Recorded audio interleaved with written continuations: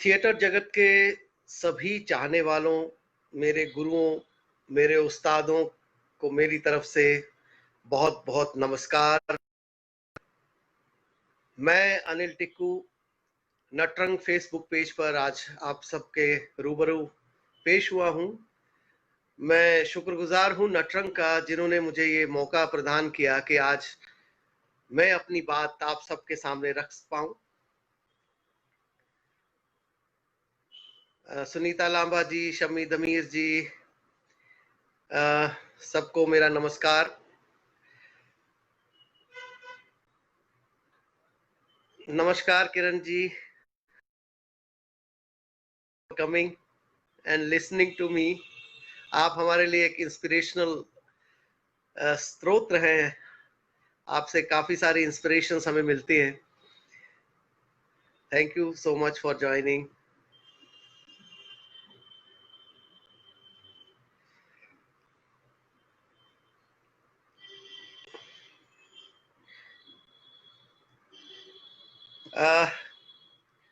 शुरुआत कहाँ से करें, क्योंकि थिएटर तो इतना वास्ट सब्जेक्ट है और इसके बारे में बोलने के लिए मैं एक बहुत ही अपने आप को छोटा समझता हूँ कि मैं इसके बारे में कुछ बोल पाऊँ, क्योंकि शुरू से ही हम लोग क्योंकि एक्टिंग मेरा फील्ड रहा है, तो हम लोग तो वही करते थे जो हमें हमारे निर्देशक, हमारे गुरु लोग बताते थे, हम उसको फॉलो करते थे।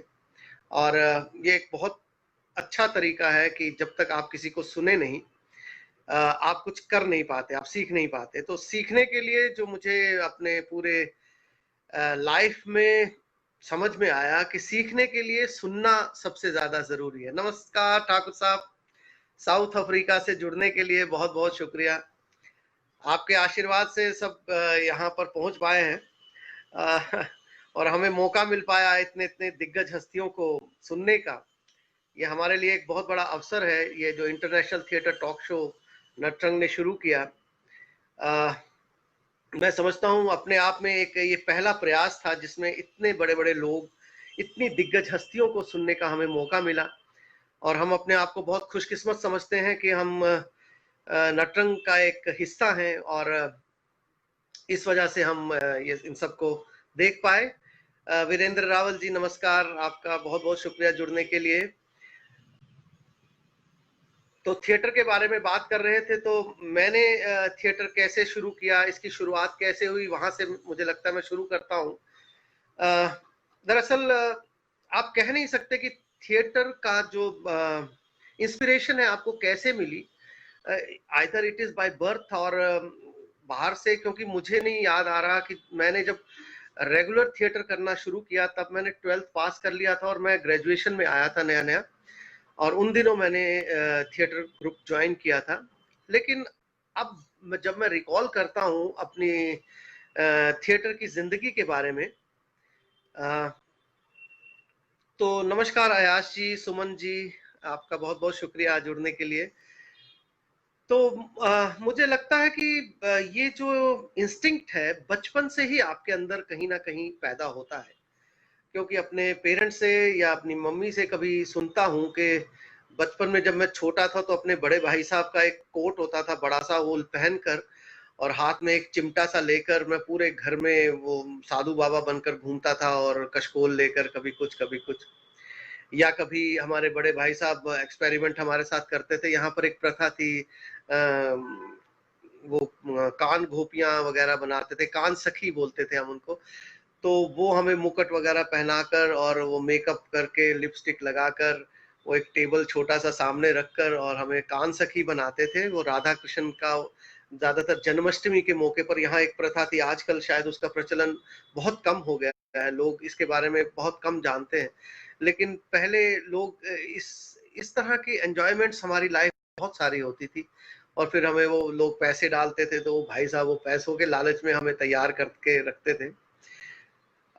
दूसरा मुझे याद आता है कि रामलीला का प्रचलन बहुत अच्छा और बहुत अच्छे स्तर की रामलीला यहाँ पर होती थी। मुझे आज भी याद है दीवान मंदिर में हम बहुत छोटे थे, अपने पिताजी के साथ जब हम जाते थे तो वहां टिकट पे रामलीला होती थी। उस जमाने में आज से लगभग 50 साल 40 साल पहले की बात बता रहा हूँ।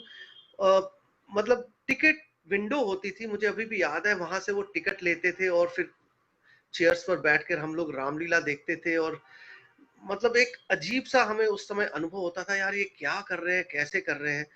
और वो जो एक आपके रेपोजिटरी में वो चीजें जब आहिस्ता आहिस्ता बैठने लगती हैं, मुझे लगता है वो लेटर स्टेज पर आकर आप कहीं ना कहीं उन्हें इस्तेमाल करते हैं और वो आपको बहुत हेल्प करती हैं।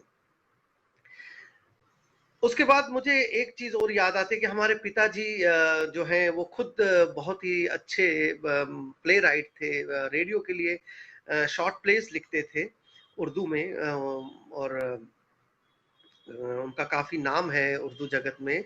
पुष्कर नाथ बीए के नाम से उन्हें जाना जाता था। अ, तो उनके कुछ अंश मुझे लगता है मेरे में आए, जिन्होंने मुझे इस एक्टिंग की तरफ धकेल दिया, या आप कहें कि इस तरफ मोड़ दिया। अ, चूंकि मैं एक ऐसे परिवार में पैदा हुआ, कश्मीरी पंडित परिवार है, तो यहाँ पर ज्यादा जो जोर दिया जाता था वो दिया जाता था पढ़ाई के ऊपर, कि आप पढ़ें, इंजीनियरिंग करें, डॉक्टरेट करें या कहीं बैंक में मुलाजिम लगें। तो ये एक हमारा विजन हमें दिया जाता था कि आपने ये करना है। तो लेकिन 12th करने के बाद, हालांकि स्कूल टाइम में भी मैंने काफी नाटक वगैरह किए और मुझे अच्छा लगता था कि जब मैं किसी के सामने परफॉर्म करता था और अप्रिसिएशन मिलती थी तो मुझे बहुत अच्छा लगता था। लेकिन कभी प्रोफेशनली थिएटर करने का मौका नहीं मिला, स्टेज पर आने का पब्लिक के सामने। और जब वो मौका मुझे मिला, वो मिला मुझे जब मैंने अपने 12th कंप्लीट किया और मैं ग्रेजुएशन ज्वाइन करने वाला था। तो हमारे मित्र हैं, हमारे पड़ोसी भी थे, वो Harish Khanna national school of drama से ग्रेजुएट है। तो वो नाटक वगैरह करते थे उन दिनों, और मुझे पता चला तो मैंने उनसे पूछा, भाई आप नाटक वगैरह करते हैं तो हमें भी यार कहीं ले चलो, तो मैं भी नाटक वगैरह करना चाहता हूँ। तो उसने कहा चलो ले चलता हूँ। तो नटरंग ग्रुप से मेरा पहला जो साक्षात्कार हुआ वो हरीश के द्वारा ही हुआ। वो मुझे अपने साथ अपने ग्रुप में ले गए और वहाँ उन दिनों उनकी रिहर्सल हुआ करती थी। जीजीएम साइंस कॉलेज है हमारे यहाँ, प्रिंस ऑफ वेल्स कॉलेज उसका पुराना नाम था। तो वहाँ पर महाभोज नाटक की रिहर्सल्स चलती थी और ये फ्लोर, वहाँ स्पोर्ट्स रूम था, वहाँ पर फ्लोर पर ये लोग रिहर्सल्स करते थे वहाँ पर। तो मैं गया उसके साथ और वो रिहर्सल्स देखता था वहाँ जाकर, बहुत अच्छा लगता था। अच्छा, डोगरी नाटक था और डोगरी मुझे उन दिनों बिल्कुल नहीं आती थी, क्योंकि मैं कश्मीरी बैकग्राउंड से था। तो डोगरी, हालांकि मैं जम्मू में ही पला बड़ा, मेरा जन्म ही जम्मू में हुआ। हमारे यहाँ पंचतीर्थी टांगे वाली गली में मेरा जन्म हुआ था। लेकिन डोगरी एज सच इतना प्योरली बोल नहीं पाता था। जब मैंने वहां देखा ये डोगरी नाटक कर रहे हैं तो भाषा इतनी अच्छी तरह से समझ नहीं आ रही थी। वो नाटक की जो कंपोजिशंस उस टाइम वो बने थे वो मुझे बहुत अच्छी लगी और मैं उससे बड़ा प्रभावित हुआ। तो मैं दूसरे दिन फिर उसे बोला, यार मैं फिर जाना चाहता हूँ, मैं देखना चाहता हूँ। तो इस तरह सिलसिला शुरू हुआ और मैं रोज उसके साथ जाना वहां शुरू हुआ। तो एक दिन ठाकुर साहब ने उनसे पूछा, भाई ये लड़का आता है रोज, ये क्या करना चाहता है, थिएटर वगैरह? तो उन्होंने कहा जी पूछ लो इनसे। तो उन्होंने पूछा, भाई क्या थिएटर वेटर करोगे, ये सब कर सकते हो? मैंने कहा हाँ सर कर लूंगा। तो उन्होंने कहा चलो आ जाओ फिर फ्लोर पर। तो मैं फ्लोर पर आया और जितनी मूवमेंट्स वर्बली तो मैं बोल नहीं पाया, लेकिन जितनी मूवमेंट्स वो लोग कर रहे थे वो मैंने सब करके उनको दिखा दी। तो तब मुझे याद है कि उन्होंने बोला था, उनके एक और कुलीग से उनको बोला कि यार लड़का में दम है, ये कुछ करेगा। और अच्छा पता नहीं वो मुझे बात लग गई या क्या, तो मेरा इंटरेस्ट और जनरेट शुरू हो गया और तब से फिर मैंने ये नाटक करना शुरू किया और मेरा थिएटर में पहला कदम मैं मानता हूँ वहां से शुरू हुआ। उसके बाद बहुत सारे डायरेक्टर्स के साथ काम करने का मौका मिला। नटरंग में हमने सबसे पहले तो ठाकुर साहब से बहुत बेसिक्स जो हमें थिएटर की थी वो हमें उनसे सीखने को मिली। उसके बाद हर साल यहाँ पर मुझे याद है नाटरंग में एक थिएटर कैंप हुआ करता था, और पहला थिएटर कैंप 1989 में हुआ और मैंने वो ज्वाइन किया था। उस टाइम जो लोग उसमें हमारे साथ जुड़े थे, मतलब पूरा आप ये सोचिए कि एक प्रोफेशनल इंस्टीट्यूशन की तरह हमें ट्रेनिंग दी थी। जैसे आप समझे कि नेशनल स्कूल ऑफ ड्रामा में आप जाते हैं, पहले इंटरव्यू होता है, उसके बाद फिर डिमॉन्स्ट्रेशन होती है, फिर वर्कशॉप होता है। उसी तरह से यहाँ पर भी वही पैटर्न यहाँ पर लोग इस्तेमाल करते थे। और मैं बड़ा हैरान होता था कि अच्छा यार, अब डायलॉग दिया जाता था, पूरा वो प्रिपेयर करके जाना है। अच्छा, वो जब हो जाएगा फिर उसके बाद सिलेक्शन लिस्ट निकलती थी, फिर हम बड़ा खुश होते थे कि अच्छा हमारा नाम आ गया इस लिस्ट में। तो पहला नाटक जो मैंने उस वर्कशॉप में किया उसका नाम था भूमा।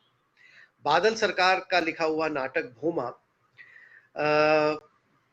मुझे लगता है कि आज तक जितने भी हमने नाटक किए उनमें सबसे ज्यादा प्रभावशाली नाटक मुझे वो लगा।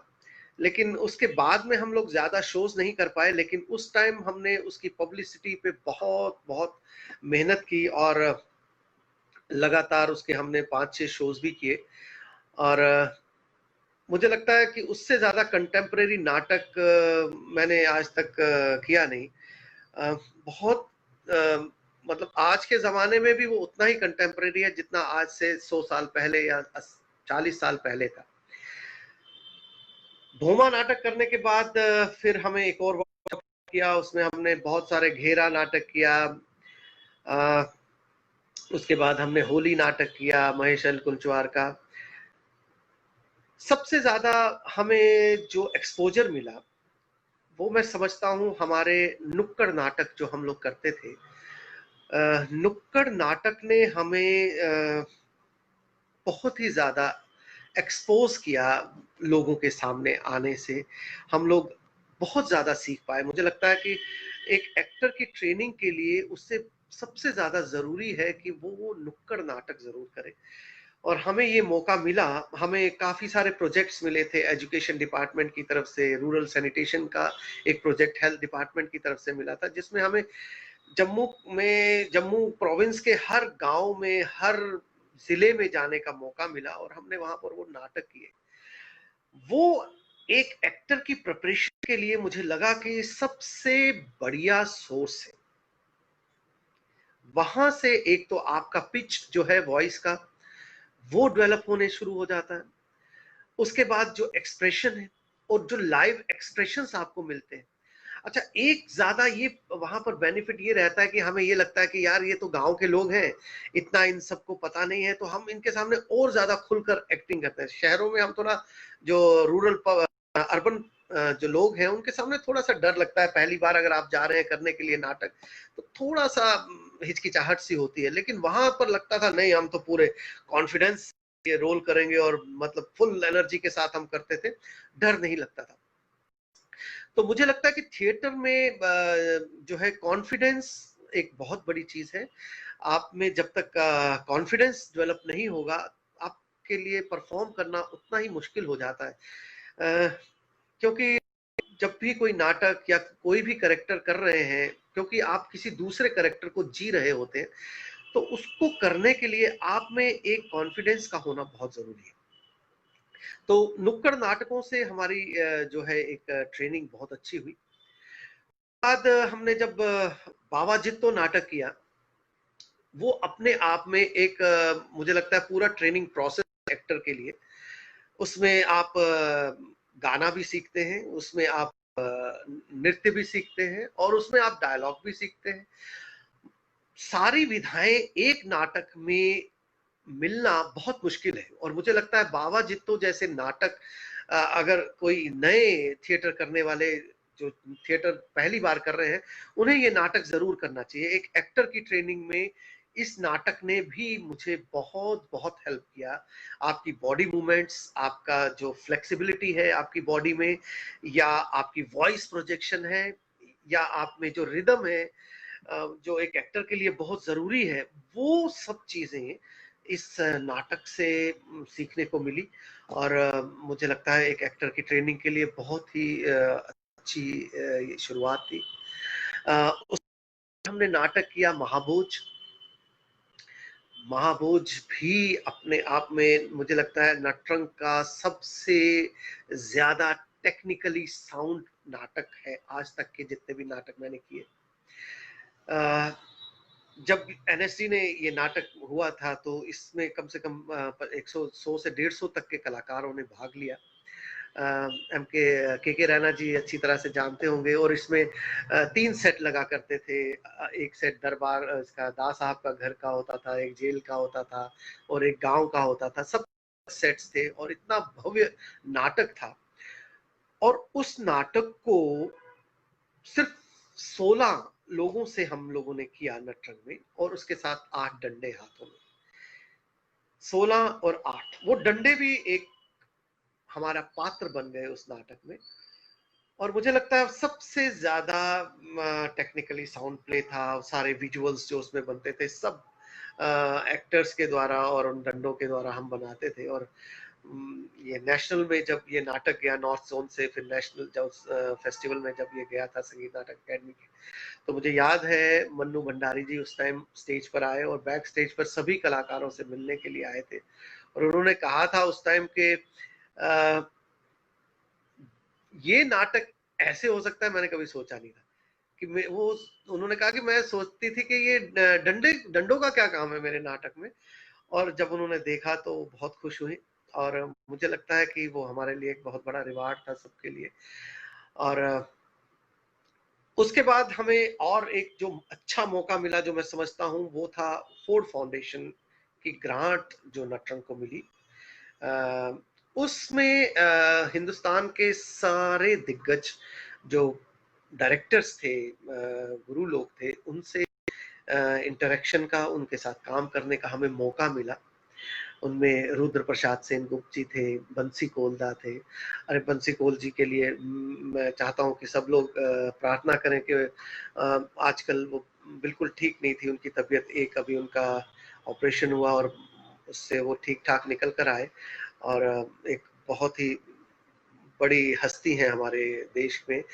और थिएटर में उनकी अभी बहुत ज़रूरत है। और मैं समझता हूँ कि सब लोगों को दुआ करनी चाहिए और हम दुआ कर भी रहे हैं कि वो जल्द से जल्द स्वस्थ हो जाए। उनके साथ हमें वर्कशॉप करने का मौका मिला। पचमढ़ी में हमारी एक वर्कशॉप हुई थी और वो जगह मतलब एक एक्टर को वैसे ही इतना खोल देती है ना। एक स्पेस जब एक्टर को मिलता है तो वो और ज्यादा खुलता है। और मुझे लगता है कि उस जगह पर जाकर हम मतलब बिल्कुल खुल गए थे। वहां पर हमने कोई 1 हफ्ता वर्कशॉप किया वहां पर पचमढ़ी में। और बहुत सी चीजें वहां भी सीखने को मिली। उसके अलावा हमारे साथ प्रवीर गुहा जी इस फोर्ड फाउंडेशन में उनके साथ काम करने का मौका मिला। देन एम मुथु स्वामी जी थे, कुतुबी पतरई के डायरेक्टर, उनसे हमारे को इंटरेक्शन का मौका मिला। देन हॉटमैन डिसूजा, केसी मानविंदर नाथ जी, अनमोल विलानी जी, इतनी दिग्गज हस्तियों के साथ हमें काम करने का मौका मिला। और मैं समझता हूँ कि मैं खुशकिस्मत था कि नटरंग जैसा प्लेटफॉर्म हमें मिला जहां पर हम लोग इन लोगों के साथ मिल पाए और इनसे कुछ सीख पाए। कि हर साल कोई ना कोई दिग्गज हस्ती हमारे पास नटरंग में आती थी जिनसे हमने कई सारी चीजें सीखी।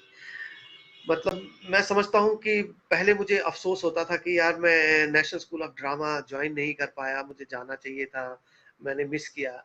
लेकिन अब मैं समझता हूँ कि जितनी विविध तरह की कलाएं हमें नटरंग में सीखने को मिली, मुझे नहीं लगता कि शायद हमें नेशनल में भी वो सब चीजें सीखने को मिलती।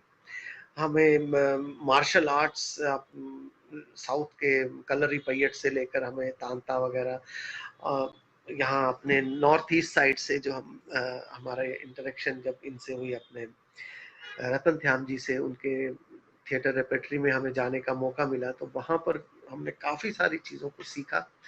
और मुझे लगता है कि एक बहुत ही अच्छा प्लेटफॉर्म था हम लोगों के लिए। हमारे साथ हमारे थिएटर के और बड़े दिग्गज डायरेक्टर्स जिन्होंने काम किया।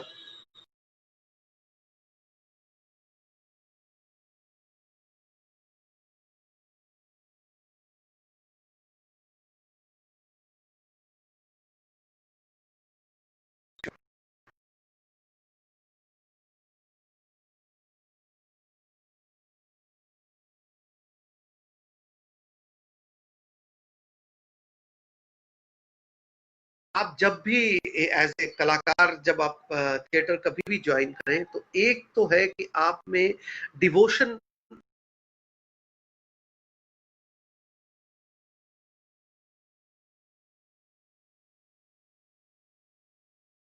मुझे तो लगता है कि मतलब अभी हमने कुछ सीखा ही नहीं इसमें। एक मैं समझता हूँ कि थिएटर मेरी नजर में एक समुंदर है। एक समुंदर में आप जब डुबकी लगाते हैं तो ये आपके सामर्थ्य पर निर्भर करता है कि आप उसमें से मोती निकाल रहे हैं, शंख निकाल रहे हैं, पत्थर निकाल रहे हैं, या आपको कुछ भी हासिल नहीं हो रहा है, ये आपके ऊपर डिपेंड करता है। तो थिएटर मैं समझता हूँ कि एक समुंदर है। उसमें अगर आप चाहते हैं तो पूरी निष्ठा के साथ जाइए, उसको पूरी डेडिकेशन के साथ हमें थिएटर को ज्वाइन करना चाहिए। मेरी यात्रा बस इतनी ही थी कि थिएटर में जब से मैंने ज्वाइन किया 30-35 साल से लगातार नाटक करता जा रहा हूँ। और मुझे लगता है कि थिएटर अब एक जिंदगी का हिस्सा बन गया है। अ, थिएटर अब करने के लिए नहीं कर रहे हैं हम लोग, या थिएटर मतलब ये किसी को दिखाने के लिए नहीं कर रहे हैं हम थिएटर। थिएटर मतलब अब एक जुनून सा बन गया है। मुझे लगता है कि अगर हम कभी थिएटर नहीं करें, अब जैसे इन दिनों बिल्कुल बंद था, तो हम इतने परेशान हो गए कि यार अब करें क्या? तो घर में ही कोई किताब लेकर या कुछ स्क्रिप्ट लेकर हम पढ़ना शुरू कर देते थे। इंतजार कर रहे थे कि कब नटरंग खुले तो हम वहां जाएं। अब धीरे धीरे हमने वहां आना शुरू किया। अब हम जल्दी ही कोई अच्छा नाटक दोबारा से तैयार करने की सूरत में आ जाएंगे। और मनोज जी नमस्कार आपका भी जुड़ने के लिए। अ, मनोज चोपड़ा जी बहुत अच्छे कार्टूनिस्ट है हमारी रियासत के, और बहुत ही बढ़िया बढ़िया कार्टून बनाते हैं। कैरिकेचर में बहुत ही अच्छा हाथ चलता है इनका। आ, हमारे अच्छे मित्र हैं, लेकिन थिएटर रेगुलर देखते हैं और हमारे साथ हमेशा जुड़े रहते हैं। मुझे लगता है कि थिएटर जो है आपको खाली एक्टिंग सीखने के लिए या फिल्म लाइन में जाने के लिए एक पायदान नहीं है। थिएटर आपको आपकी ओवरऑल पर्सनैलिटी को डेवलप करने में बहुत मदद करता है। चूंकि बच्चों के साथ मैंने भी बहुत काम किया, और मैं समझता हूँ कि उनके साथ काम करके मैंने ये जाना कि थिएटर कितना पावरफुल मीडियम है एक आपकी ओवरऑल पर्सनैलिटी को चेंज करने के लिए। मतलब मैं ऐसे बच्चे भी देखे जो कि बोल नहीं पाते थे, या जब उनको कोई डायलॉग दिया जाता था बोलने के लिए तो वो रोना स्टार्ट कर देते थे। और वही बच्चे आज अगर उन्हें स्टेज पर खड़ा कर दे तो 1 घंटे तक लगातार बोलते जाते हैं। तो मैं समझता हूँ कि थिएटर आपकी पर्सनैलिटी, आपकी आप में जो कॉन्फिडेंस पैदा करता है, वो शायद ही कोई और फील्ड आपको दे पाए। और थिएटर तो मतलब हमारे लिए तो मतलब एक किस्म से आप समझ लीजिए कि एक जिंदगी का हिस्सा बना हुआ है हमारा। तो आप लोगों के तो हम प्रश्नों पे आए, या अभी अपने बारे में मैं कुछ बताता चलूं। अ,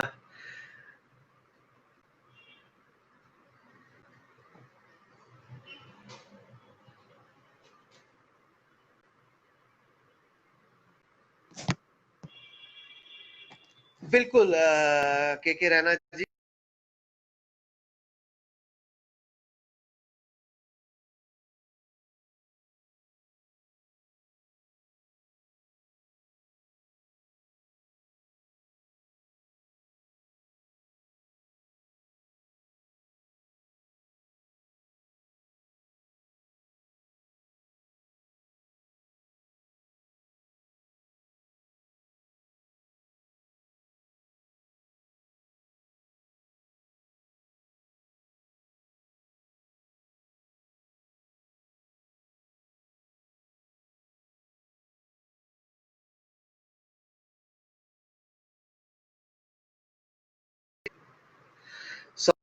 बीच में नेटवर्क का कोई प्रॉब्लम आ गया।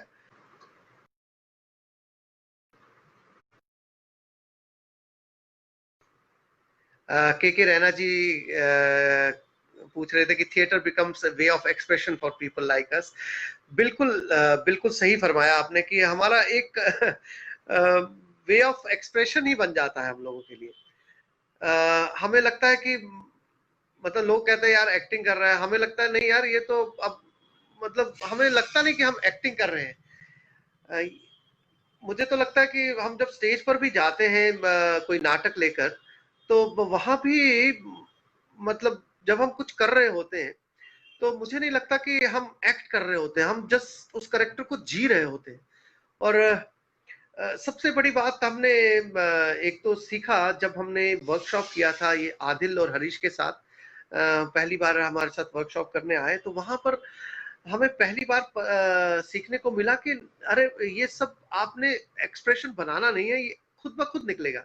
हम पहले समझते थे कि एक्टिंग जो है ना वो बस आपको एक्सप्रेशन निकालना है और यूं एक्सप्रेशन टेढ़े मेढ़े मुंह करके हम लोग एक्टिंग करेंगे तो अच्छा लगेगा, लोग तालियां बजाएंगे। लेकिन वहां जब हमने वो वर्कशॉप अटेंड किया तो फिर हमें पता चला कि नहीं यार, ये जो है एक्सप्रेशन ये तो अंदर से निकलने वाली चीज है। जब आप एक करेक्टर को ट्रूथफुली करने की कोशिश करते हैं तो वो खुद ब खुद एक्सप्रेशंस आपके फेस पर आने लगते हैं, आप खुद ब खुद उस करेक्टर में डूब जाते हैं, आपको मतलब बनावट करने की जरूरत नहीं होती है। हमने वो एक बड़ा अच्छा एक्सपीरियंस था हमारे साथ, उसमें हमने वर्कशॉप में कंजूस नाटक किया था मोलियर का, और उसमें मैं कंजूस की भूमिका कर रहा था और एक बहुत ही बुजुर्ग इंसान की वो भूमिका थी, और वो कंजूस करेक्टर को कैसे कंसीव करना था वो हमारे लिए एक बड़ा चैलेंज था।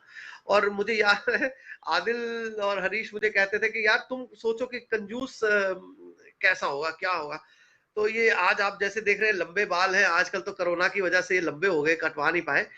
तो उन दिनों हमने बाल लंबे करने शुरू किए। मैंने कहा यार कंजूस है तो साला बाल नहीं कटवाता होगा, बाल नहीं कटवाएगा, पैसे बचाएगा, तो हम बाल लंबे कर देते हैं। तो उन 2 महीनों में मैंने बाल बढ़ाए, और उसके फिर वो हर एक एक्शन पे बोलते थे यार कंजूस है ये, कंजूस है ये, ऐसा नहीं करेगा, जूते नहीं पहनेगा तो जूते हम गले में टांगेंगे।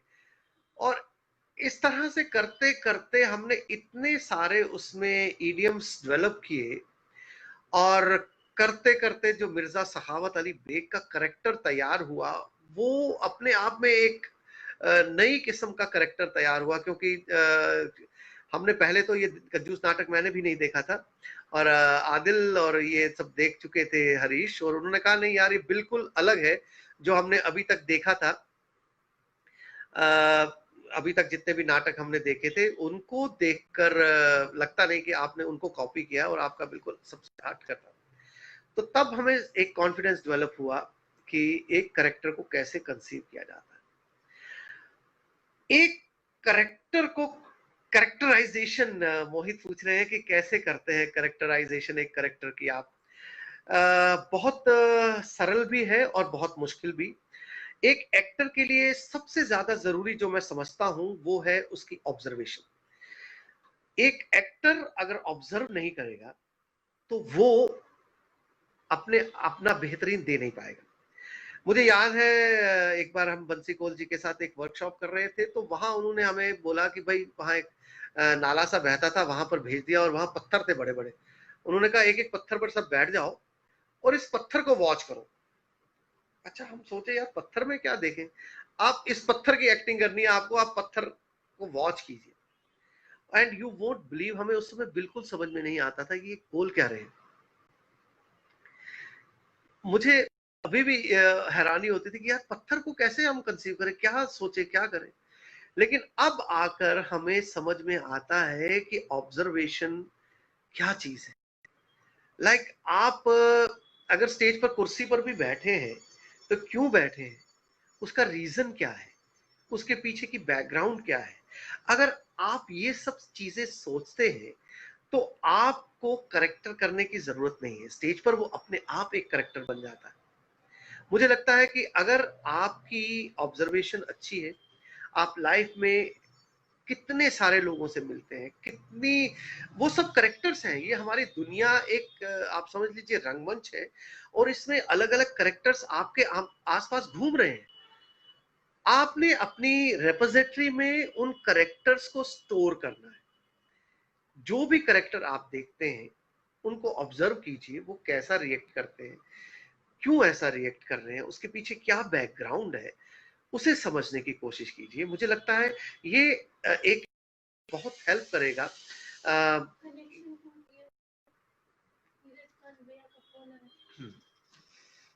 आप लोग क्या मैं विजिबल हूँ? मुझे कुछ लोग कह रहे हैं कि कनेक्शन टूट गया है।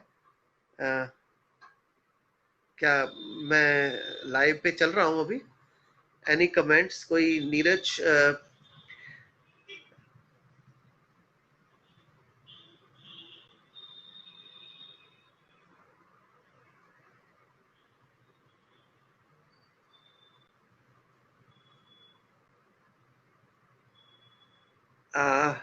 विक्रम सिंह जी नमस्कार। क्या मैं लाइव आ रहा हूँ? हाँ चल रहा है ना? Okay okay okay. मुझे एक्चुअली किसी ने बोला कि वो कट गया है सिग्नल बीच में। ओके, तो मैं बता रहा था कि ऑब्जर्वेशन बहुत ही जरूरी है एक एक्टर के लिए। अगर आप ऑब्जर्व करें चीजों को तो बहुत हद तक आपको ये मदद करेगा कोई भी कैरेक्टर को कैरेक्टराइज करने में, उसको सीखने, उसको पोर्ट्रे करने में आपको बहुत मदद करेगा। उसके अलावा एक एक्टर में जो मैंने बताया आपको, सिंसेरिटी का होना बहुत जरूरी है। आप में अगर सिंसेरिटी है, आप सिंसेरली कोई चीज करते हैं तो दैट इज गोइंग टू पे डेफिनेटली। उसमें कोई दो राय नहीं है कि अगर आप मेहनत कर रहे हैं तो उसका फल आपको जरूर मिलेगा। मैंने थिएटर में ऐसे लोग देखे हैं आते हुए जिनको गाना ही नहीं आता था, बोलना ही नहीं आता था, और आज वो इतने बढ़िया एक्ट कर रहे हैं। मतलब बिलीव नहीं होता, मतलब it's like a magic. Theatre is a magic. आप समझ नहीं सकते हैं कि अब शुरू में हमें भी लगता था, हम भी जब ये थ्योरीज पढ़ते थे, ब्रेक्ट की थ्योरी है, स्टेनिस्लाविस्की की थ्योरी है, एक्टिंग मेथड, एक्टिंग क्या है, हमें समझ में नहीं आता था ये क्या है। लेकिन जब हम नाटक करते गए और हमें पता लगा अरे हम तो यही कर रहे हैं। महाभोज नाटक में ब्रेक्टियन थ्योरी, अच्छा हमें तो पता ही नहीं, हम तो कर रहे हैं अननोइंगली। और उस समय पता चला कि अच्छा ये होता है, एलिनेशन ऑफ करेक्टर ये है, अच्छा अच्छा अच्छा ये करते हैं। लाइक उसमें एक लाश गिरी है, सब रो रहे हैं और अचानक वो लाश खड़ा होती है और वो डायलॉग बोलना स्टार्ट कर देती है और दर्शकों का ध्यान उससे हटाकर एक नए मुद्दे पर ले आती है। सो ये थ्योरीज जो हैं ये हमारी लाइफ का एक हिस्सा है, थिएटर का एक हिस्सा है। अब ये है कि हम लोग अंग्रेजी में जब किसी चीज को पढ़ते हैं तो हमें लगता है कि ये जो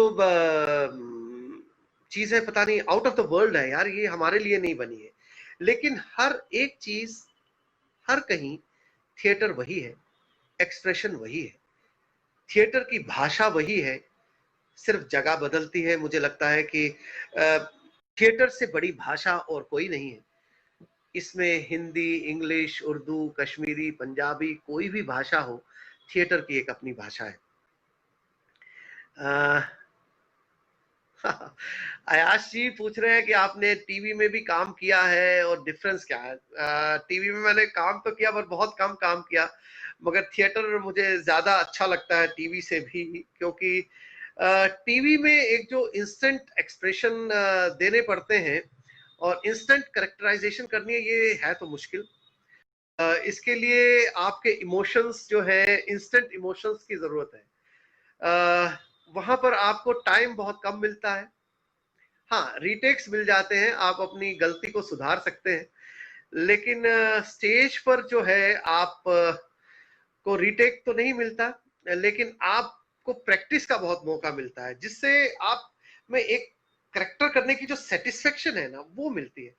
टेलीविजन पर आप एक्ट तो कर लेते हैं, अपने एक्सपीरियंस के बलबूते पर आप एक्सप्रेशंस भी दे लेंगे, साउंड मॉड्यूलेशन भी कर लेंगे, लेकिन एक जो अंदर एक कलाकार की जो सेटिस्फेक्शन है, मुझे लगता है कि वो जो थिएटर से वो जो सेटिस्फेक्शन मिलती है वो इलेक्ट्रॉनिक मीडिया में या टीवी या फिल्म में मुझे नहीं लगता कि ऐसी सेटिस्फेक्शन मिल पाती है। थिएटर में सिर्फ एक मुझे जो कमी नजर आती है वो है रीच, हमारी जो है रीच टू द पब्लिक, हम ज्यादा लोगों तक नहीं पहुंच पाते।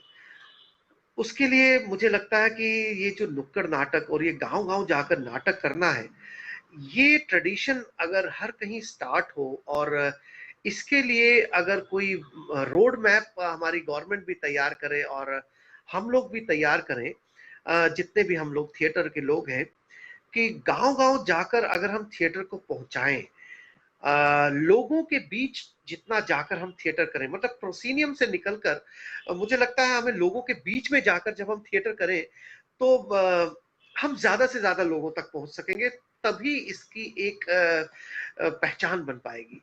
फिल्म और टीवी पर पहचान इसीलिए बन पा रही है क्योंकि ये मीडियम लोगों तक पहुंच रहा है, क्योंकि टीवी हर घर में है, रेडियो हर घर में है, लोग वहां तक पहुंचते हैं। हाँ, फिल्म आजकल इतना ज्यादा नहीं है जितना इम्पैक्ट टीवी का है। तो मुझे लगता है कि अगर हम थिएटर को भी इस तरह से घर घर पहुंचा पाए तो ये बहुत बड़ी उपलब्धि होगी हम कलाकारों के लिए, क्योंकि हम एक नाटक करते हैं। अच्छा, यहाँ पर एक बड़ी अच्छी प्रथा मैंने देखी कि कोई भी ग्रुप है इतनी मेहनत करता है, एक नाटक तैयार करता है, नाटक तैयार करने के बाद उसका एक शो करता है और उसके बाद नाटक बंद कर देते हैं। जबकि मुझे लगता है कि नाटक जो है कम से कम उसके 50 शोज होने चाहिए एक वीक किसी भी नाटक के, तब जाकर एक नाटक लोगों तक सही मायने में पहुंच पाएगा।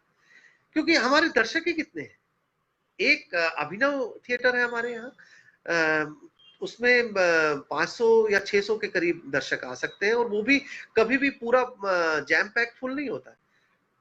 तो आधा हुआ तो 200 या 100 से ज्यादा दर्शक नहीं होते हमारे एक नाटक के शो में। तो क्यों ना कुछ ऐसा किया जाए कि एक नाटक के लगातार प्रदर्शन किए जाएं ताकि ज्यादा से ज्यादा लोगों तक ये नाटक पहुंचे, और उससे जो ट्रेनिंग आप एक्टर्स को मिलती है और जो कॉन्फिडेंस पैदा होता है, क्योंकि एक बार करने से आप में वो कॉन्फिडेंस नहीं आएगा। जब आप लगातार किसी चीज को बार बार करते हैं तो आप में एक कॉन्फिडेंस आ जाता है। आप इमेजिन कीजिए कि आपके घर में एक स्विच है, आप रात के अंधेरे में उठते हैं और स्विच बोर्ड पे आपको मालूम है कि यहाँ पर वो लाइट का स्विच है या यहाँ पर आपका इसका स्विच है, बिजली का फैन का स्विच है, और आप जाकर अंधेरे में भी उस स्विच को ऑन कर देते हैं। तो मुझे लगता है कि ये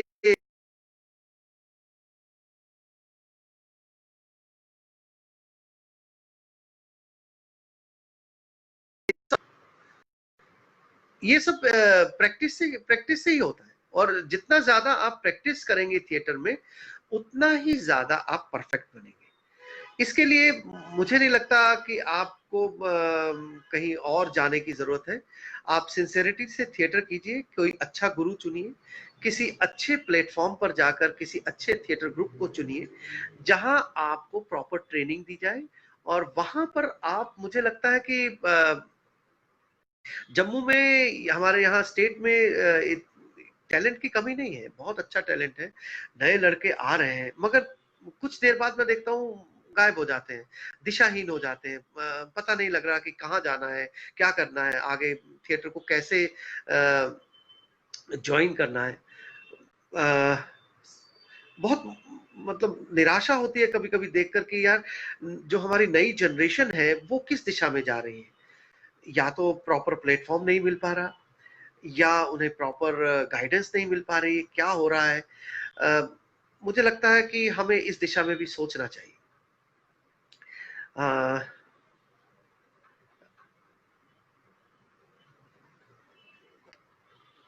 ये अभी लाइव चल रहा है ना, बीच में नीरज कह रहे हैं कि नहीं आ रहा है, अ, पर मेरे यहाँ तो चल रहा है ठीक से।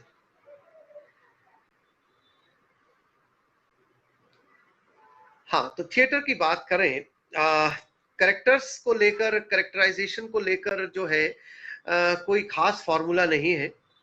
आप जब भी कोई स्क्रिप्ट पढ़ें, स्क्रिप्ट में उस करेक्टर की डिस्क्रिप्शन राइटर ने पहले ही दे के रखी होती है। कोई भी नाटक जब लिखा जाता है, कोई भी राइटर किसी नाटक को जब लिखता है, तो वो किसी करेक्टर को कंसीव करके उसने वो नाटक लिखा होता है, या उसने अपनी जिंदगी में ऐसे करेक्टर्स देखे होते हैं जिनको देखकर वो नाटक लिखता है। अगर आप उस नाटककार की भाषा को समझ पाए, उसके कैरेक्टराइजेशन को प्रॉपरली पढ़ें, तो मुझे नहीं लगता कि किसी भी नाटक को करने में या किसी करेक्टर को कंसीव करने में आपको कोई दिक्कत होने वाली है। मैं जहां तक अपना समझता हूं कि जब भी मैं नाटक पढ़ रहा होता हूं, एक नाटक को कम से कम 2-3 बार आपको पढ़ना चाहिए, जिससे कि उसका परफेक्ट जो उसका राइटर का व्यू है वो आपकी समझ में आए। जब आप अपने विजन को क्लियर रखेंगे, जब आपका विजन एकदम क्लियर होगा, तभी आप उस करेक्टर को पोर्ट्रे कर पाएंगे। एक करेक्टर को आपको, मुझे नहीं लगता कि आपको ज्यादा मेहनत करनी पड़ेगी अगर आप राइटर का पॉइंट ऑफ व्यू समझ पाए कि राइटर कहना क्या चाह रहा है इस करेक्टर के बारे में, और आपकी ऑब्जर्वेशन जो है, जो मैंने आपको बताया कि आप करेक्टर को जो ऑब्जर्व करते हैं अपनी लाइफ में, कहीं ना कहीं आपको वो करेक्टर मिल जाएगा, वो आपकी रेपोजिटरी में हमेशा प्रिजर्व रहता है। तो एक एक्टर को अपनी रेपोजिटरी को बहुत स्ट्रांग करना पड़ता है, चाहे वो इमोशंस हैं, आपके एक्सप्रेशंस हैं, या कोई करेक्टर एनालिसिस है।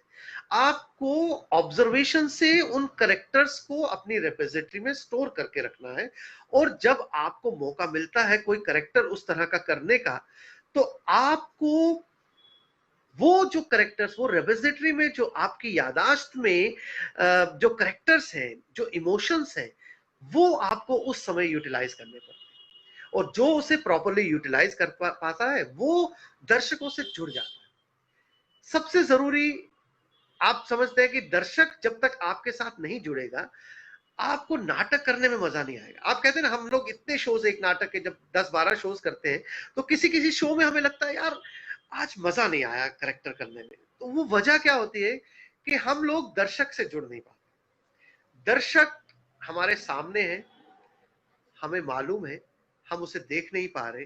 फोर्थ वॉल कॉन्सेप्ट तो हमने रखा है स्टेनिस्लाविस्की का, लेकिन दर्शक तो है, हमारे मन में वो है। तो आपको तो ये माइंड में रहता है कि दर्शक बैठा है और मुझे उस तक ये बात पहुंचानी है। एक करेक्टर को जब दर्शक तक बात वो पहुंचा दे, तो ही वो एक अब करेक्टर को अच्छी तरह से पोर्ट्रे कर पाएगा। दूसरा बड़ी बात मैं आपको बताऊं कि जब भी आप नाटक करते हैं तो अपने को एक्टर को जरूर याद रखिए कि आप नाटक अकेले नहीं कर रहे हैं।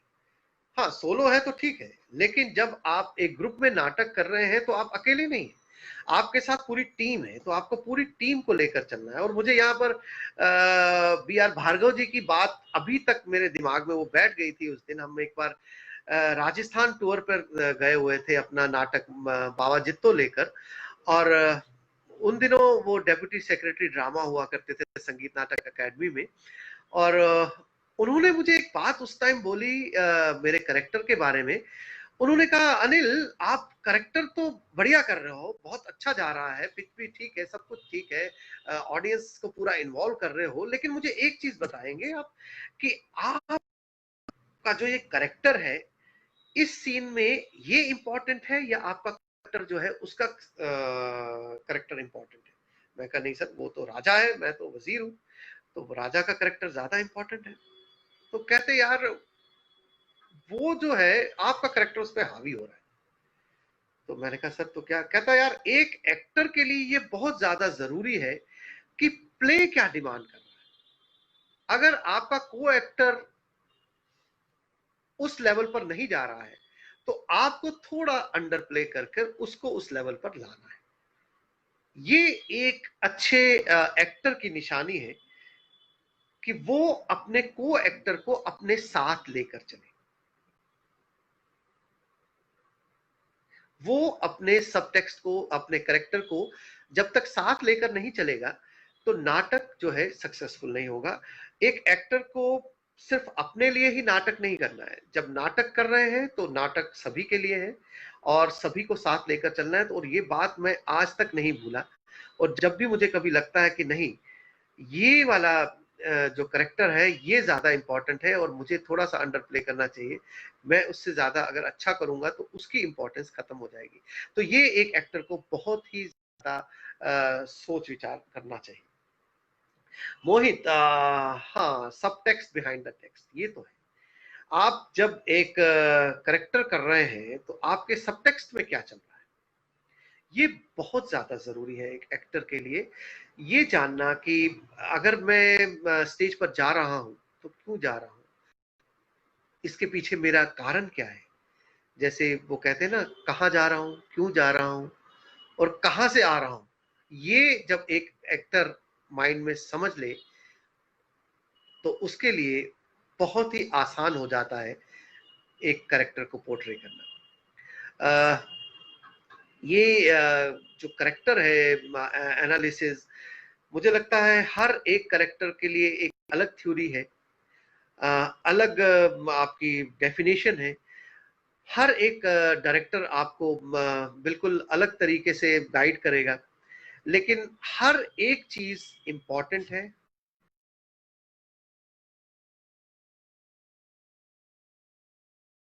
हर चीज आपको फायदा देगी। मुझे लगता है पूरी उम्र है सीखने के लिए, और थिएटर ऐसी चीज है कि मतलब लगता कि कभी भी आप ऐसा वक्त आएगा कि आप कहेंगे नहीं, अब मुझे सब कुछ आता है और मुझे अब सीखने की जरूरत नहीं है। Sunil Palwal, thank you so much. इनके साथ भी हमने नाटक शुरुआती तौर पे किए थे। अब तो खैर ये काफी आगे निकल चुके हैं और काफी अच्छे नाटक, इनका एक नाटक बर्फ अभी अभी यहाँ जम्मू में हुआ था, बहुत अच्छा लगा मुझे कि हमारे स्टूडेंट्स भी अब काफी आगे निकल चुके हैं। बड़ी खुशी होती है हम लोगों को जब नटरंग से निकले हुए कलाकार अपना नाम रोशन कर रहे हैं पूरी दुनिया में। अच्छा लगता है। करेक्टर पोर्ट्रे पे मुझे एक चीज याद आई कि हमें एक नाटक किया था हमने। हमारी रियासत के बहुत अच्छे डायरेक्टर हैं और बहुत अच्छे इंसान भी हैं, संगीत नाटक अकादमी अवार्डी श्री मिपम ओत्सल जी। तो उनके साथ एक नाटक करने का मौका मिला हमें, फंदी शंकर शेष जी का। और उसमें मैंने फंदी का रोल किया और मुझे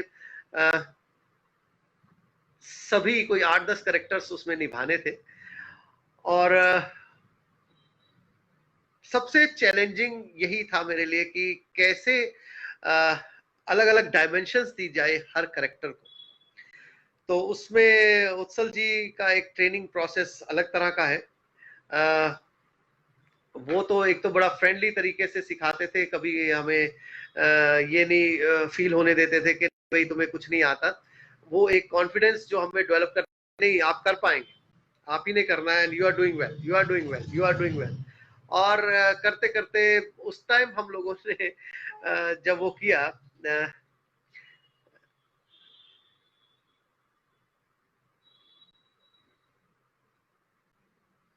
बिल्कुल बिल्कुल बिल्कुल सही कहा आपने के रैना जी। कि डायरेक्टर का तो जॉब है, और मैं तो इसीलिए सभी को प्रणाम करता हूं जितने भी डायरेक्टर्स हैं जिनके साथ मुझे काम करने का मौका मिला, और मैं उन्हें कभी नहीं भूला जिन्होंने मुझे तैयार किया, चाहे मेरे वो स्टूडेंट्स थे या मेरे कुलीग्स थे। बहुत ही मतलब हम्बली मैंने सबके साथ काम किया, कभी ये मैंने जाहिर नहीं होने दिया कि मैं आपका सीनियर हूं या मैंने आपको सिखाया और आप मुझे सिखा रहे हो, ऐसा मेरे मन में कभी भी नहीं आया। और ना ही एक एक्टर में इस तरह का भाव कभी आना चाहिए। डायरेक्टर जो है आपको जैसा गाइड करता है एक्टर को वैसा ही करना पड़ता है, ये तो बहुत जरूरी है। क्योंकि डायरेक्टर जो है उसने एक नाटक कंसीव किया होता है अपने एंगल से, और हम वो बाहर से बैठ के देख रहा होता है, क्योंकि हम एक्ट कर रहे हैं, हमें नहीं मालूम कि बाहर से ये नाटक कैसा दिखाई दे रहा है या इसका डायरेक्शन किस डायरेक्शन में हमारा करेक्टर जा रहा है। तो ये एक डायरेक्टर है जो आपको गाइड करता है, और इसका इससे कोई इनकार भी नहीं कर सकता। हाँ, एक्टर जो है ये हर एक एक्टर का अपना अपना काम है कि वो उस कैरेक्टर में कितनी जान डालता है, और डायरेक्टर जैसा उसे समझा रहा है या डायरेक्टर उसे जैसा बता रहा है, क्या वो उस चीज को फॉलो कर रहा है, क्या वो उसको निभा पा रहा है या नहीं निभा पा रहा है, ये एक एक्टर पर भी डिपेंड करता है। और मैं समझता हूं कि एक्टिंग के लिए आपको ये सब चीजों का ध्यान रखना बहुत जरूरी है। अदरवाइज बहुत मुश्किल है एक्टिंग जो फील्ड है, ऐसे लगता है हमें आसान है, लेकिन आपको हर विधा आना बहुत जरूरी है। इसमें आपको गाना सीखना है, इसमें आपको डांस सीखना है, रिदम सीखना है, आप बॉडी में फ्लेक्सिबिलिटी का होना बहुत जरूरी है। आपको हर समय अलर्ट रहना है। एक जैसे हमने अभी इनके आदिल और हरीश के साथ जब वर्कशॉप की थी तो कहते थे लर्निंग का पहला असूल है लिसन केयरफुली। सो एक एक्टर को जो है सुनना जो है बहुत जरूरी है कि डायरेक्टर उसे क्या कह रहा है। वो जब तक वो ठीक से सुनेगा नहीं, वो ठीक से एक्ट नहीं कर पाएगा। Exert your self. सो बहुत से मौके मिले हमें, मैं अपने आप को खुशकिस्मत समझता हूँ कि हर जगह हमें सीखने का मौका मिला। राकेश गुप्ता जी हमारे काफी सीनियर आईएएस ऑफिसर और थिएटर डायरेक्टर और एक्टर हैं, बहुत अच्छे खुद। उनके साथ काम करने का एक बार मौका मिला। हमने रक्त बीज नाटक किया था शंकर शेष जी का, तो वो थोड़ा सा रियलिस्टिक टाइप का नाटक था, और उसमें वो हर चीज में परफेक्शन लाने की कोशिश करते थे। वो बहुत ही माइन्यूटली हर चीज को नोट करते थे, चाहे वो बैकग्राउंड म्यूजिक है, चाहे वो कपड़ों का कलर है, चाहे आपकी ड्रेसिंग सेंस है, चाहे आपका जो सेटअप है, चाहे आपकी क्रॉकरी है, जो भी यूज करना है वो परफेक्ट होना चाहिए, उसमें कोई कमी पेशी नहीं होनी चाहिए। वो एक अलग तरह का नाटक हमें करने को मिला, और वो एक बहुत अच्छा एक्सपीरियंस रहा। उस नाटक के हमने दिल्ली में भी काफी शोज किए। उसके बाद हमने नाटक किया सुनो एक कहानी। ये जो फोक है हमारा यहाँ का, ये फोक पे आधारित थोड़ा था ये हमारा नाटक। नुक्कड़ नाटक था। इस नाटक की कहानी बहुत ही अजीबोगरीब है। ये नाटक एक रात में तैयार हुआ। हमारा ठाकुर साहब ने बताया कि हमारा एक शो है कल, हम लोग किसी प्रोजेक्ट हमें मिला है, उसके टीम एक आ रही है देखने के लिए, तो ये नाटक हमने उनको सुबह दिखाना है, और अभी वो नाटक लिखा भी नहीं गया था, और शाम को हम सब बैठे हैं और ये कैसे होगा, कल कैसे करेंगे। तो ठाकुर साहब स्क्रिप्ट लिखते थे और एक एक पन्ना हमें दिया जाता था, और हम लोग हॉल में जाकर उसकी रिहर्सल करते थे, डायलॉग याद करते थे और उसकी प्रैक्टिस करते थे। करते करते रात के 12 बज गए, अभी तक स्क्रिप्ट पूरा नहीं हुआ था, और हमने 4-5 पेज जो ठाकुर साहब ने लिखे थे वो कर लिए। 2 बजे रात को हमें पूरी स्क्रिप्ट मिली।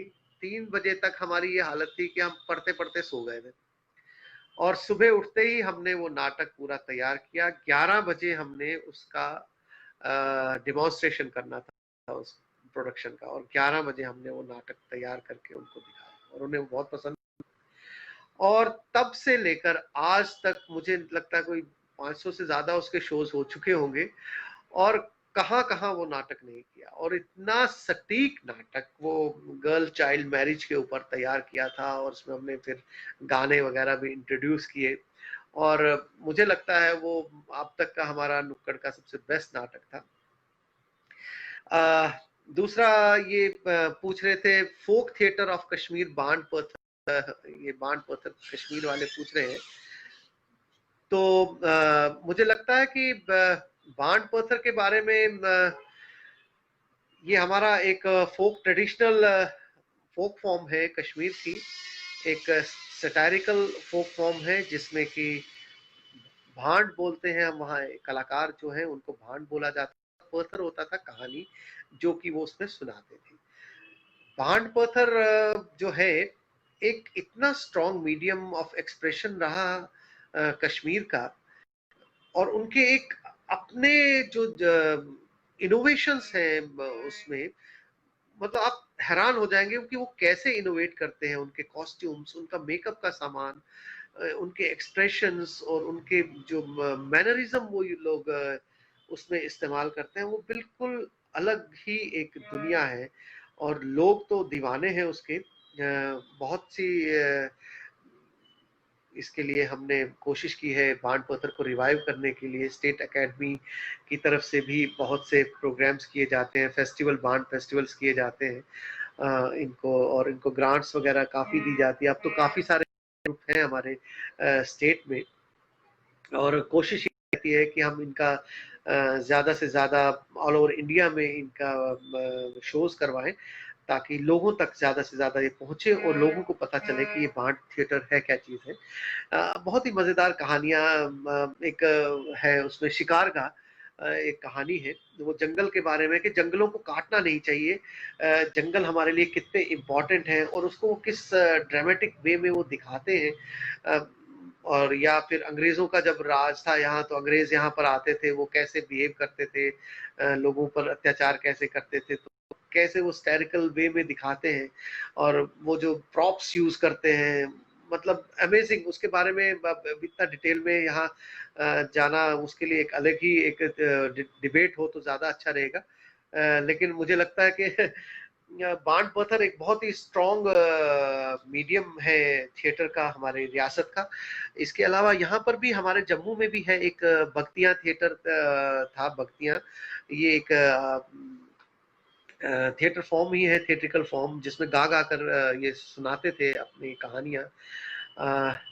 अब ये फॉर्म्स जो फोक ट्रेडिशनल फॉर्म्स हैं थिएट्रिकल, वो आहिस्ता आहिस्ता ना कम हो रही हैं, और ये एक बहुत चिंता का विषय है हमारी रियासत में। और मुझे लगता है कि ये ट्रेडिशंस को रिवाइव करना बहुत ज़रूरी है, जिसके लिए इनके रेगुलर शोज करवाना और रेगुलर इनकी परफॉर्मेंसेस होते रहना चाहिए, बहुत ज़रूरी है। इसी से ये चीज़ें जिंदा रह सकती हैं। अदरवाइज मुझे लगता है कि हम क्योंकि रूट्स जब आपकी खत्म हो जाती हैं, तो फिर एक जगह का कल्चर जो है उसका सरवाइव करना बड़ा मुश्किल है। इसीलिए हम जो नटरंग में जितने भी मैंने नाटक किए, वो सब हमारी रूट्स से जुड़े थे, हमारे कल्चर से जुड़े हुए थे। और हमने हालांकि 100 200 नाटक किए होंगे अभी तक, लेकिन उसमें जो सबसे ज्यादा दोहराए जाने वाले या बार बार जिनकी डिमांड होती है नाटकों की, वो वही नाटक थे जो हमारी रूट्स के साथ जुड़े हुए थे।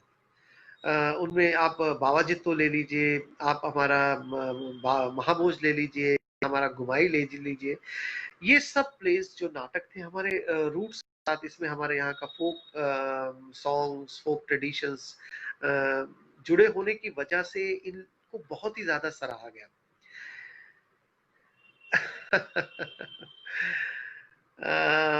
भूषण भाटिया जी लिखते हैं कि क्या थिएटर एक्टिंग हम फिल्म देखकर सीख सकते हैं? देखिए, फिल्म देखकर तो एक्टिंग आप जो सीखेंगे वो तो मुझे नहीं लगता कि थिएटर एक्टिंग आप फिल्म देखकर सीख सकते हैं। हाँ, थिएटर करके आप फिल्म की एक्टिंग कर सकते हैं, लेकिन ये है कि थिएट एक्टिंग सीखने के लिए आपको एक ट्रेनिंग प्रोसेस से गुजरना बहुत जरूरी है। अपने आप को एक जैसे कहते हैं ना, एक आर्मी मैन डिसिप्लिन में चलता है, उसी तरह एक थिएटर वाले को भी डिसिप्लिन मेंटेन करना बहुत जरूरी है। मुझे लगता है कि आजकल जो हम लोग हैं, हम इंस्टेंट दुनिया के लोग हैं, क्योंकि हर चीज हमें इंस्टेंट चाहिए। अभी कोई क्वेश्चन हुआ, आप गूगल सर्च करिए, आपको सारी चीजें रेडीमेड मिल जाती हैं। उस जमाने में तो कहाँ स्क्रिप्ट्स नहीं मिलती थी। आज तो आप नेट पे स्क्रिप्ट्स भी आपको मिल जाती है, अच्छे अच्छे नाटक देखने को यूट्यूब पे मिल जाएंगे आपको। लेकिन वो वक्त था कि हमारा एक्सपोजर इतना ज्यादा नहीं हुआ करता था। जब हमने थिएटर स्टार्ट किया तो हम लोग, जो हमारे यहाँ लोकल थिएटर होता था वही होता था, या जब हम लोग बाहर नेशनल में जब हमने जाना शुरू किया, तो वहां पर हम लोग पूरा पूरा फेस्टिवल देखा करते थे। और उन दिनों इस तरह की सुविधा होती थी कि एक ग्रुप जो पार्टिसिपेट करने जा रहा है, वो पूरा फेस्टिवल अटेंड करता था, सब नाटक देखते थे, उससे हमारा विजन डेवलप होता था। और मुझे लगता है कि जो एक डिसिप्लिन की बात, वो बहुत जरूरी है थिएटर में होना। और थिएटर, जब आप एक डिसिप्लिन लाइफ जीते हैं तो आप हर जगह कामयाब रहते हैं, चाहे आप फिल्म में जाइए, चाहे आप टीवी में जाइए। ये सब चीजें आपको वहां मदद करने वाली है। थिएटर आप एक पायदान मत समझिए कि मुझे फिल्म एक्टर बनना है या थिएटर एक्टर बनना है तो मैं मतलब टीवी एक्टर बनना है तो मैं थिएटर ज्वाइन करूं तभी मैं बन पाऊंगा, ऐसा कुछ नहीं है। बहुत सारे एक्टर्स ऐसे हैं जिन्होंने कभी थिएटर किया ही नहीं है, वो भी फिल्म्स कर रहे हैं। लेकिन जो सस्टेनेबिलिटी है, आप देखेंगे अनुपम खेर जी हैं या के रैना जी हैं या आपके नामदेव जी हैं, ये सब एक्टर्स अगर फिल्म्स में या टेलीविजन पे सस्टेन कर रहे हैं तो इसके पीछे इनकी बैकग्राउंड थिएटर है। क्योंकि थिएटर जो आपको स्ट्रेंथ देता है वो आपको फिल्म्स, आप अच्छा चेहरा होने की वजह से या अच्छी लुक्स की वजह से आप एक बार दो बार चांसेस तो मिल जाएंगे फिल्म में, क्योंकि वहां तो आपका चेहरा देखते हैं वो लोग, आप करेक्टर सूट कर रहा है या नहीं कर रहा है, बाकी तो वो डायरेक्टर कैमरामैन का जॉब है, वो कर लेंगे। लेकिन जब तक आप में अंदर से स्ट्रेंथ नहीं होगी तब तक मुझे नहीं लगता कि वहां पर आप कामयाब रह पाएंगे। और थिएटर वैसे भी अगर आपने ज्वाइन करना हो तो इस मकसद से मत कीजिए कभी भी कि आपको फिल्म या टीवी में जाना है। Come to theatre to develop yourself, to develop your personality, अपने आप को एक बेहतर इंसान बनाने की कोशिश करनी है आपको, तो आपको थिएटर ज्वाइन करना चाहिए। थिएटर जरूरी नहीं है कि आप एक्टिंग ही करें, थिएटर के अलाइड जॉब्स बहुत से हैं। आप डायरेक्शन में जा सकते हैं, आप लाइट डिजाइनिंग कर सकते हैं, आप मेकअप कर सकते हैं, आप कॉस्ट्यूम डिजाइनिंग कर सकते हैं, आप सेट डिजाइनिंग कर सकते हैं, आप मैनेजमेंट कर सकते हैं थिएटर की। थिएटर एक अकेला जॉब एक्टिंग नहीं है।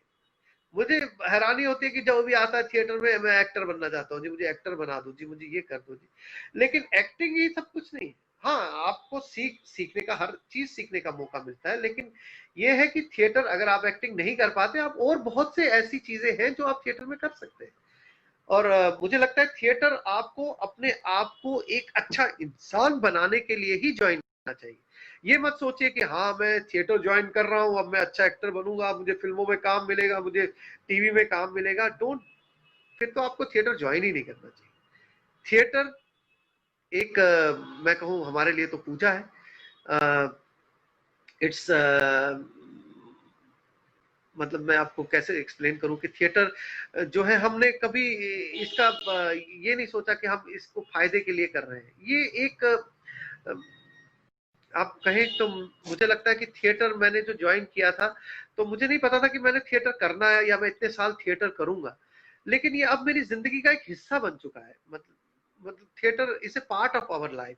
और थिएटर ज्वाइन करने का मकसद कभी भी मैंने ये नहीं रखा था कि हमें टेलीविजन या फिल्म में जाना है, वरना बहुत से मौके मिले भी हमें थिएटर या टेलीविजन या फिल्म में जाने के, लेकिन कभी पसंद नहीं आया वो मीडियम हमें, क्योंकि वहां सेटिस्फेक्शन ही नहीं मिली।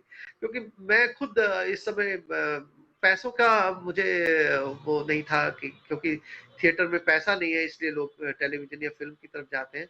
लेकिन मैं खुशकिस्मत था कि मुझे जॉब भी अपने ही फील्ड का मिला जिसमें मेरा इंटरेस्ट था।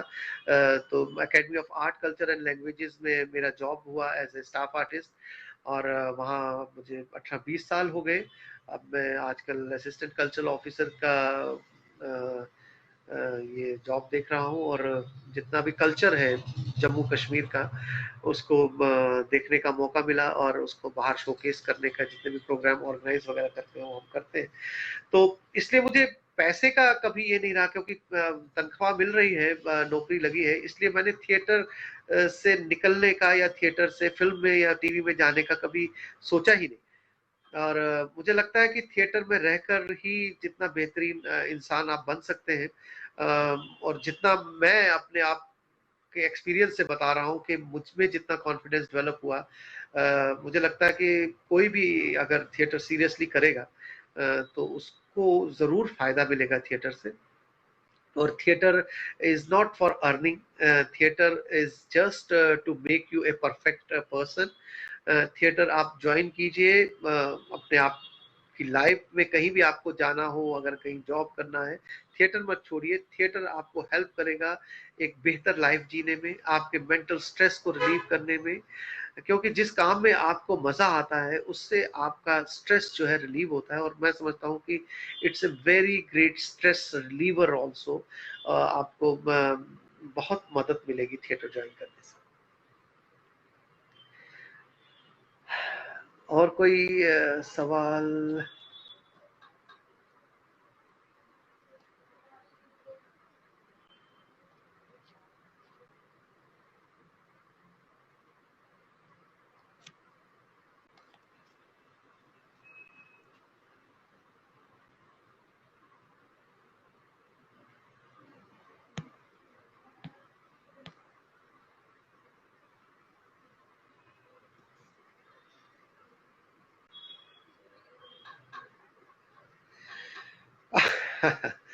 ऐसा नहीं है।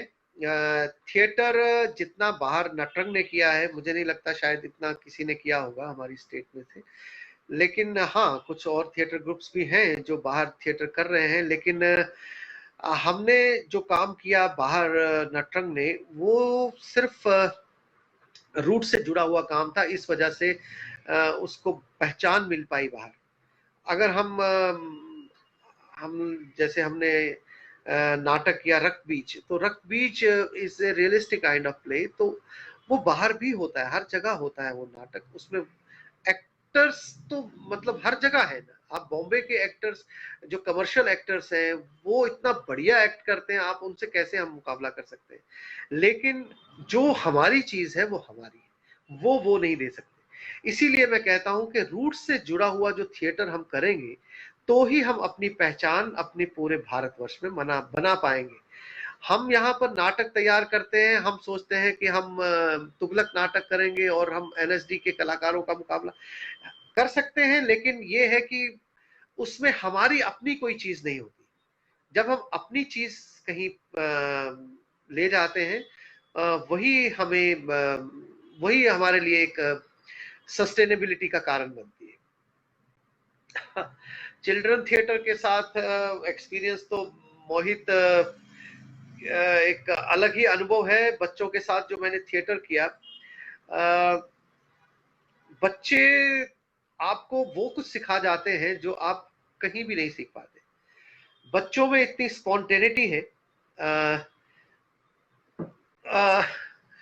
बच्चों के साथ जब हम काम करते थे, तो पहले तो लगता था कि ये कर पाएंगे या नहीं। जब हम इम्प्रोवाइजेशन बच्चों के साथ करते हैं, तो वो ऐसे ऐसे एक्ट्स लेकर आते थे कि हम खुद परेशान हो जाते थे।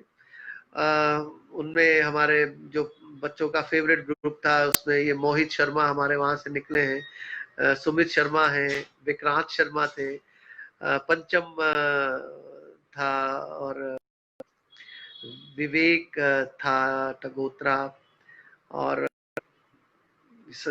ये थी सुप्रिया कोहली थी, जिन्होंने हमारे साथ चिल्ड्रन थिएटर में भी काम किया और फिर बड़े ग्रुप्स में भी उन्होंने हमारे साथ काम किया। एक बचपन से अगर आप चिल्ड्रन थिएटर कर रहे हैं या बच्चे हमारे साथ जुड़ते हैं, तो उनका एक ये रहता है कि वो काफी देर तक हमारे साथ जुड़े रहने के कारण उनका जो कॉन्फिडेंस लेवल है वो बहुत ज्यादा होता है। जबकि जब एक्टर्स हमारे पास आफ्टर 12th या ग्रेजुएशन में आते हैं, तो थोड़ी सी रिजिडिटी हो जाती है उनमें। एक जब पहली बार आप थिएटर करते हैं तो एक रिजिडिटी आ जाती है आपके कैरेक्टर में। लेकिन मुझे लगता है कि जब बचपन से आप थिएटर करते हैं, तो आप में जो कॉन्फिडेंस पैदा होता है वो बहुत ही बढ़िया रहता है। भूषण जी, अपनी आवाज को कैसे बेहतर बनाया जा सकता है? जब मैं अपनी आवाज रिकॉर्ड करता हूँ तो इसकी एक्सरसाइजेज है, बहुत सी वॉइस एक्सरसाइजेज हैं। आप कहाँ से हैं मुझे मालूम नहीं भूषण जी। जम्मू कश्मीर जम्मू से ही हैं, तो फिर तो आप हमारे पास आ सकते हैं, नटरंग ज्वाइन कर सकते हैं, तो हम इसकी वॉइस एक्सरसाइजेज भी करवाते हैं। वॉइस कि प्रोजेक्शन के लिए तो बहुत सारी एक्सरसाइजेज हैं जो हम लोग करते हैं, थिएट्रिकल एक्सरसाइजेज हैं। प्लस हमारा जो मैंने आपको बताया था रूरल थिएटर, जो हम स्ट्रीट थिएटर करते हैं, उसमें स्ट्रीट थिएटर में जब आप करेंगे, वहां जब आप लाउड बोलने की कोशिश करते हैं क्योंकि लोगों तक बात पहुंचानी है, तो आपकी वॉइस ऑटोमेटिकली मॉड्यूलेट होना शुरू होती है। पहले पहले गला बैठ जाएगा, फिर उसके बाद दोबारा वो पकता है गला, तो धीरे धीरे करके, वरना उसमें एक बहुत सी है ब्रीदिंग एक्सरसाइजेज हैं। आप ब्रीद इन करके जब ब्रीद आउट करते हैं तो आप एक साउंड निकालते हैं, वो बेस से निकलती है साउंड। तो ब्रीदिंग, काफी सारी एक्टर के ट्रेनिंग के लिए बहुत सारी एक्सरसाइजेज हैं जिनको एक वर्कशॉप अटेंड करने से ही आप ओके ओके हरियाणा से हैं आप, तो वहां पर अगर कोई थिएट्रिकल वर्कशॉप होती है या कभी कोई थिएट्रिकल ग्रुप है तो आप उसे ज्वाइन कीजिए और वहां उन्हें कहिए कि हमें थिएट्रिकल एक्सरसाइजेज करवाइए, थिएट्रिकल गेम्स करवाइए। उससे जो है आपको बहुत मदद मिलेगी अपनी वॉइस मॉड्यूलेट करने में, वॉइस को करेक्ट करने में बहुत मददकारी रहती है एक्सरसाइजेज। इवन एक्सप्रेशन के लिए, इवन आपके बॉडी पोस्चर्स के लिए, आपकी कंसंट्रेशन के लिए theatre training is very important. वही मैं कह रहा हूँ कि आपको बहुत ही मदद मिलेगी इन सब। नीरज जी पूछ रहे हैं कि थिएटर ज्वाइन करने से पहले क्या आपका ओपिनियन। देखिए, जब मैंने आपसे शुरू में बताया कि जब मैंने थिएटर ज्वाइन किया तो मुझे मालूम नहीं था थिएटर क्या होता है। मैंने कभी देखा नहीं था। फर्स्ट टाइम मैंने बताया, जब मैं यहाँ नटरंग आया तो मैंने रिहर्सल देखी और तब मुझे पता चला अच्छा ये थिएटर होता है। और नटरंग ज्वाइन करने के बाद से ही मैंने नाटक देखने शुरू किए। और यहाँ होता था कि नाटक पढ़ने की बड़ी अच्छी प्रथा थी कि यहाँ नाटक पढ़ाए जाते थे। आपको हर दिन एक नाटक पढ़ने को दिया जाता था और उसके बाद उसकी समीक्षा होती थी, करेक्टर एनालिसिस किया जाता था, इस करेक्टर का क्या है मकसद, ये करेक्टर क्यों हुआ, कैसे हुआ। तो उस समय तक तो मुझे थिएटर के बारे में कुछ नहीं मालूम था। और जब हमने धीरे धीरे थिएटर स्टार्ट, तो शुरू शुरू में जब हमारे यहाँ वर्कशॉप्स होती थी थिएटर की, तो कुछ समझ में नहीं आता था। नए लोग आते हैं, मैं समझता हूँ उनको भी कुछ समझ नहीं आता होगा, लेकिन ये चीजें कहीं ना कहीं आज मुझे समझ में आता है कि हमारे लिए कितनी हेल्पफुल रही। हम वो जाने अनजाने वो एक्सरसाइजेस, वो गेम्स, वो सारी वर्कशॉप्स करते थे, जाने अनजाने वो चीजें हमारे अंदर बसती चली गई। और धीरे धीरे धीरे आज 35 साल थिएटर में बिताने के बाद हमें पता चलता है कि अच्छा ये एक्सरसाइज यहाँ काम आती है, इसका ये मकसद था। आई कांटेक्ट की एक्सरसाइज थी कि भाई आई कांटेक्ट बनाना है, हमें पता ही नहीं लगता था, हम कभी इधर देखते शर्माते थे।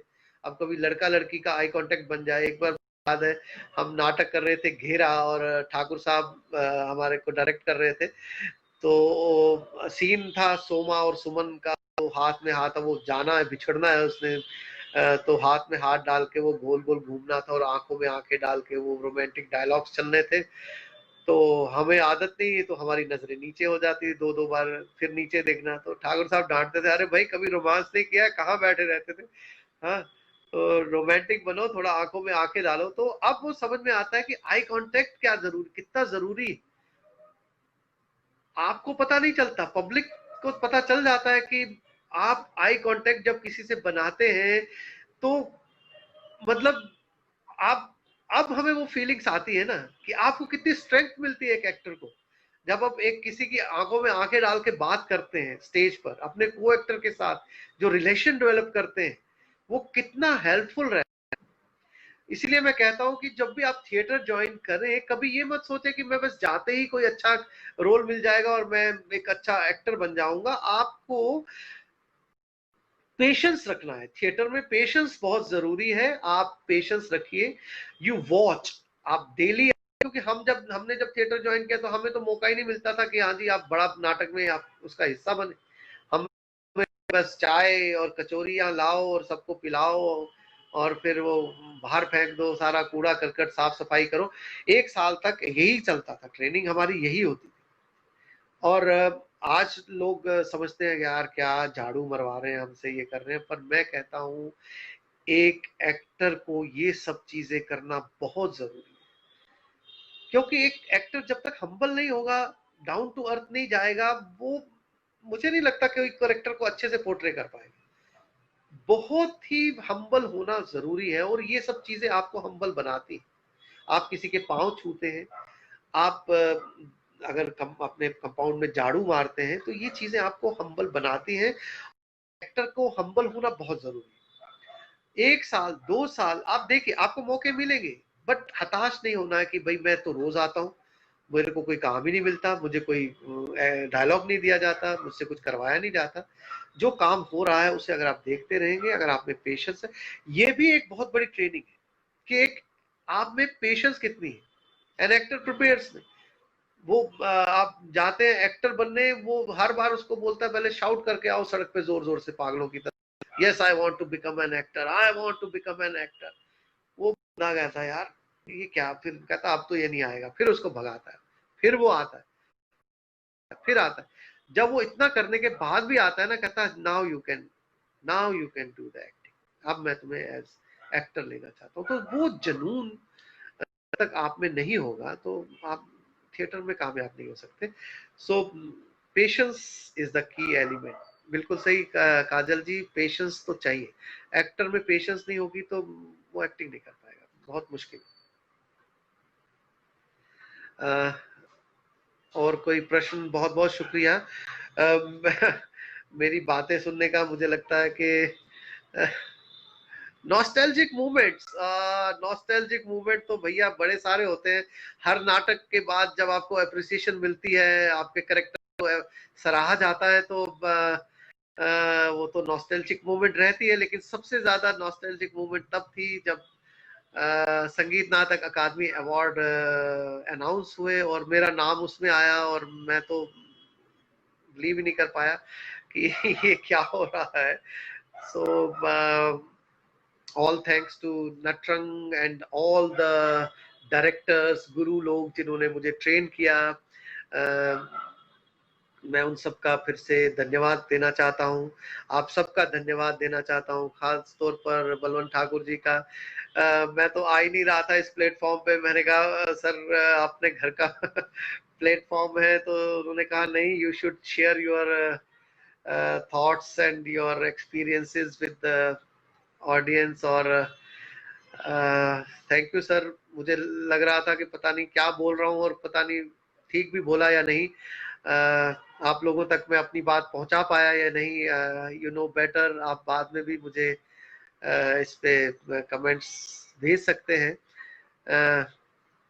फोक थिएटर के बारे में काजल जी हमने बात की अभी पहले, कि फोक थिएटर सबसे ज्यादा जरूरी है, and it needs to be protected and preserved. और इसके लिए हमें स्टेट गवर्नमेंट को भी अप्रोच करना चाहिए, और आर्टिस्ट को भी अप्रोच करना चाहिए कि हम इस फोक थिएटर को प्रिजर्व करें और उनको ज़्यादा से ज़्यादा चांस दें, ताकि वो आगे आए। और उनको हम, क्योंकि किसी भी जगह की पहचान ही उसका कल्चर है, उसका फोक है, तो उसको प्रिजर्व करना हम सबकी जिम्मेदारी बनती है, और हमें वो करना भी चाहिए। इन्हीं लफ्ज़ों के साथ मैं आप सबसे विदा लेना चाहता हूँ। बहुत बहुत शुक्रिया, आप सबने मुझे झेला और मेरी बातें सुनी। धन्यवाद।